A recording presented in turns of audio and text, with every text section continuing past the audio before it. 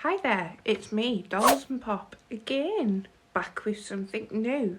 And I've got my pink fluffy pyjamas on because, quite frankly, the content in this video is going to be dark. Let's just get it out there, it's going to be dark.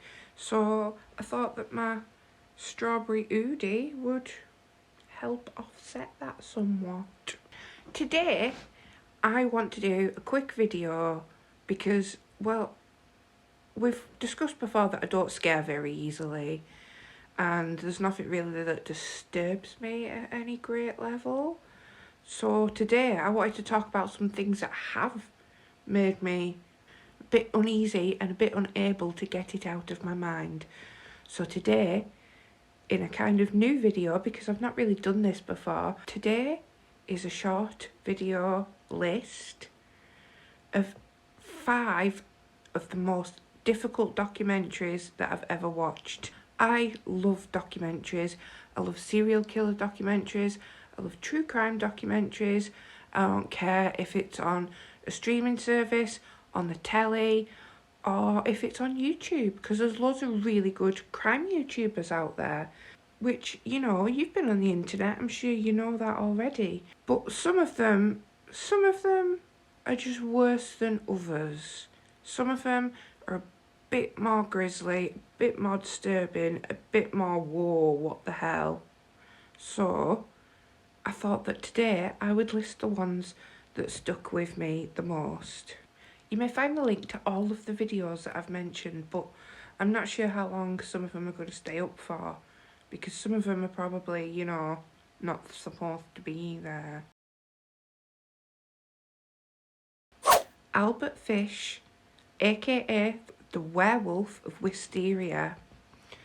Now, I can't find the original documentary that I watched, but I'm pretty sure that any documentary that you watch on this guy is going to be messed up, because this guy was a prolific child killer, child rapist, and child cannibal.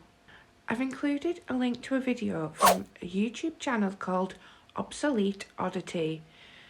It's not the original video that I saw, but it's good enough. So this guy used to kidnap, kill, and eat children. So, you know, it's pretty messed up. But not only that, was he liked to abuse himself. And they found that he'd actually hammered nails into his pelvis, and he kept the children and he cooked them and he ate them. But, like, just to rub salt into the wound, he also wrote confession letters to the parents and sent them anonymously, talking in graphic detail about what he did to their children. And sometimes, like, you know, when he got caught and sent to prison, sometimes he would write them from prison just to, you know, get his jollies, because I guess there's not much to do in prison, no way to get that gratification. So that's what he started doing. And it was just a bit icky. That's why it's number 5. The little boy was next. Went the same way. At that time I was living at 409 E 100th Street, rear, right side. He told me so often how good human flesh was, I made up my mind to taste it. On Sunday, June the 3rd, 1928, I called on you at 406 West 15th Street, brought you pot cheese, strawberries. We had lunch. Grace sat in my lap and kissed me. I made up my mind to eat her on the pretense of taking her to a party. You said yes, she could go. I took her to an empty house in Westchester I had already picked out. When we got there, I told her to remain outside. She picked wildflowers. I went upstairs and stripped all my clothes off. I knew if I did not, I would get her blood on them. When all was ready, I went to the window and called her. Then I hid in a closet until she was in the room. When she saw me all naked, she began to cry and tried to run downstairs. I grabbed her and she said she would tell her mama. First, I stripped her naked. How she did kick, bite, and scratch. I choked her to death, then cut her in small pieces so I could take my meat to my rooms, cook and eat it. How sweet and tender her little ass was roasted in the oven. It took me 9 days to eat her entire body. I did not fuck her though. I could have had I wished. She died a virgin. Issei Sagawa, the Japanese Cannibal. See, I'm trying to keep my voice all upbeat and that because I know that we're dealing with some really dark stuff. So this mini documentary was originally from Vice Media. You may also find the link to that.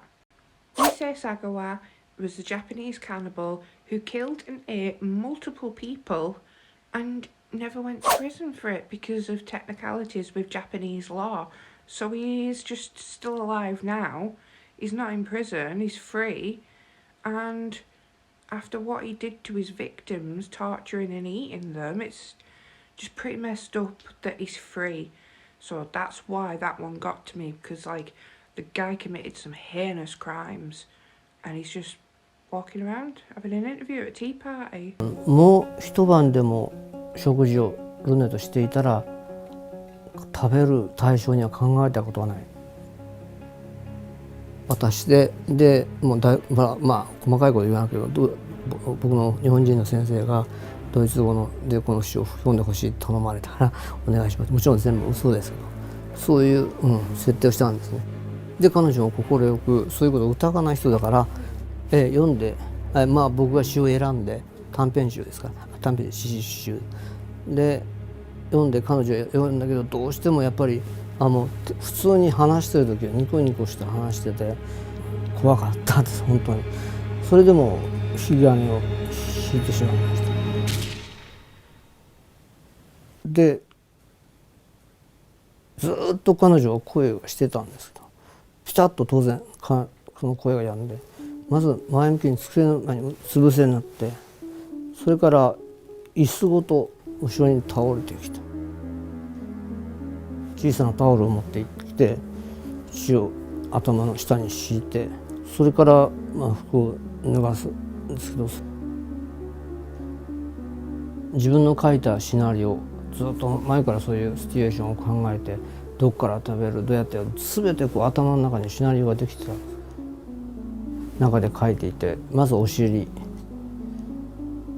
が一番おいしそうだと思ったんです。それも左じゃなくて右の膨らみ左は心臓に近いから血が怖いからということがあってでいきなり噛みついたんですね。僕の顎の力じゃ到底噛み切れないで顎がものすごく痛くなってで次果物ナイフで切っても刺さらないんですね。で諦めてマルシェに行って先の曲がったナイフがあってこれなら肉が切れますよって言うんで Child of Rage. This documentary is about a couple, a pastor and his wife, who adopted 2 children without knowing any of the past. The little boy was alright, but the older girl was a bit messed up because they didn't know that she'd been through all of this horrific sexual abuse. And she was basically a little psychopath. That's it. And the interview is with her, and it's just questioning about what she does, what animals she kills, how she tortures her brother by sticking pins in his genitals, how the family have to lock the doors at night because they think that she's going to come and kill them. And she's 6.5 years old. And the reason that this is so unsettling is because she's just talking about it normally with a big smile on her face. Like, you know, if you asked any 6.5-year-old, what did you do with the day? And they'd be like, oh, well, first I did this and then I did that and blah, blah, blah, blah, blah, big smile. And that's what she was like. And she was describing these horrific things that she wanted to do, that she thought about, and that she did do. She did do some of them. She killed some things and she terrorised the little brother. But the good news is that the girl, who was called Beth Thomas, was actually cured because she went through intense psychotherapy and she's just a normal person now, so that's nice. It was later made into a fictionalised film. Well, it wasn't really fictionalised, but, you know, that details what happened and how she got like that and what happened in the therapy. But it's just nice that she's okay now. Well, I assume that she's still alive and still here and still with us and still okay. When you do things to your brother's private parts, what does he say? Stop. Okay, tell me that. Well, he says stop, but I don't stop. Do you hurt him? Mm-hmm. A lot. Okay. And would you like to do that to other boys?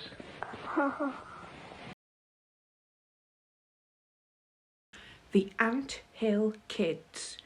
Right, so this is a recent one that I saw, and it's from Danielle Kirsty, who does lots of crime videos. She's a YouTuber, she does lots of crime videos, true crime, solved, unsolved, all sorts. Go check out her channel if you haven't seen her already. But, I mean, the chances are that you probably have. If you're into true crime stuff, you probably already know who she is. Now, I really like cults, and I thought I knew them all until I watched this video. And, wow, just what the hell? Like, it is actually just crazy. Like, I don't even know where to begin. You just have to go watch a video. It's basically, there's a leader of a cult and he does all the cultish things and gets people indoctrinated, blah, blah, blah. But whenever anyone is ill, he decides, because he thinks he's a healer, he decides he's going to operate on them. And he usually kills them. He does stuff to kids, he operates on them and ends up killing them. One woman, he tied some string around her uterus and the other end around the door and slammed it shut, like, you know, in a cartoon when someone's pulling the tooth out. He did that. He did all sorts of proper messed up stuff. He castrated some guy, and most people just died. And this, you know, every time Danielle was saying, and guess what he decided to do? He decided to operate. I was like, no, stop, mate, stop. Please just stop. And yeah, it was pretty twisted. It was pretty great. One of the adults that tried to escape was Giselle. Remember Giselle? She was Rock's second wife. And when Rock found out that Giselle had tried to leave, he threw a hunting knife at her, which landed in her thigh and created a wound that was 3 inches deep, and immediately it began pouring blood. And Rock's response to this was to go get another beer and go to sleep. And then when he woke up, he decided, you know what? I'm going to operate on Giselle's leg. I mean, this was a few hours after the original injury happened, and Giselle's leg had formed a clot and had begun to swell. So Rock pressed on Giselle's leg until the wound reopened, and then he started to poke at the open wound with a red hot iron file. And then he would repeatedly pour cup after cup of boiling hot water on Giselle's leg. He then filled up the wound with salt and olive oil, but Giselle did survive, and a few days later, after her wound had started to heal a bit, she did try and escape again, but again, she was unsuccessful. Number 1 on the list is a documentary from the BBC that was aired in the year 2000, so quite some time ago now. It's available on YouTube still. It's a really bad picture, but it's still a really good documentary.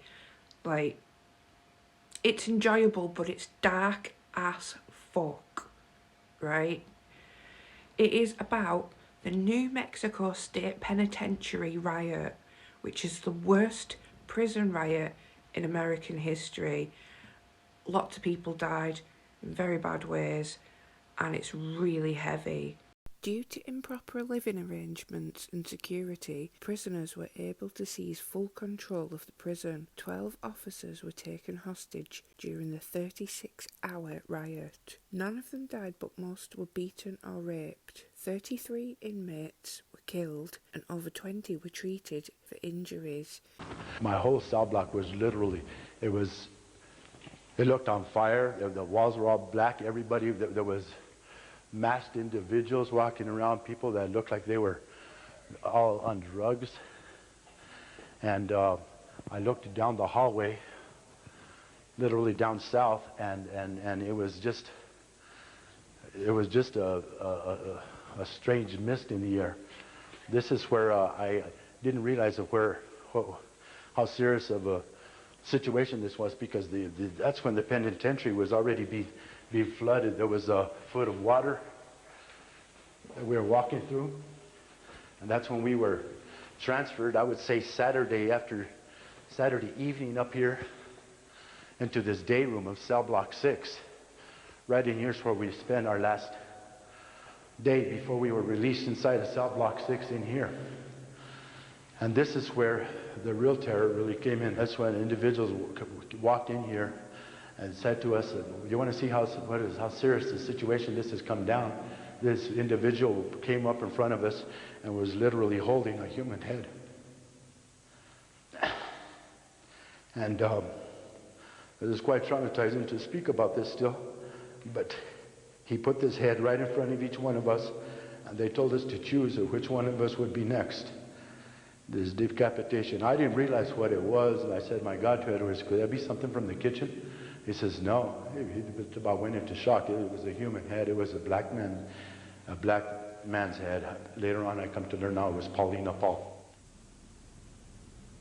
Paulina Paul was a cell block 4 inmate with a mental age of 12. He had been decapitated with a shovel.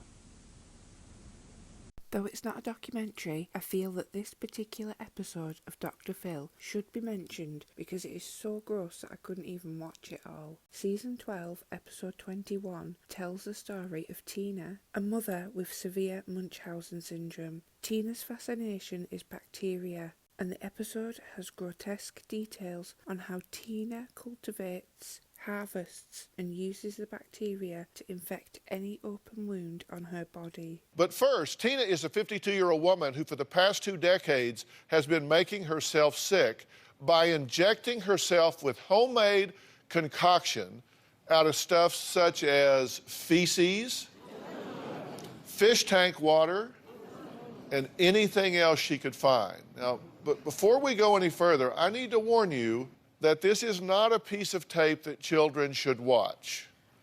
Take a look. I believe I have Munchausen syndrome because I harmed myself on purpose to get medical attention. I was probably 12 when I first made myself ill. I took a thermometer and put it in my rectum and then put it in my urethra and gave myself a kidney infection. This is hard. The shame, admitting that I'm a monster. In 1987, I had a hysterectomy. My husband, Sam, was very supportive of me. He stood by my side the whole time. This is the first time that I realized I like to be ill because of the attention that I received. I kept that hysterectomy wound open for nearly a year. I started using a knife and reopening the wound, put dirt in it. I would use my own fecal matter. Anything that I could think of that would help keep the wound infected. I was thinking that at the time the hospital didn't know what they were doing. Why wasn't it healing up? After the hysterectomy in 1991, we had the opportunity to adopt 3 beautiful children. I do not know why I started harming myself again, because it was one of the happiest periods of my life. In 1996, I had a heel spur surgically removed. This is when I started to grow my own bacteria. The next day after I had the heel spur removed, I got a syringe and injected the incision with bacteria. When all this first started, she was a really good liar. She could tell me, oh, I didn't do anything myself. After a period of time, the podiatrist did confront me and put my whole leg in a cast so I could not inject or infect myself. When I could no longer infect myself through my cast, I would inject bacteria into my IV line.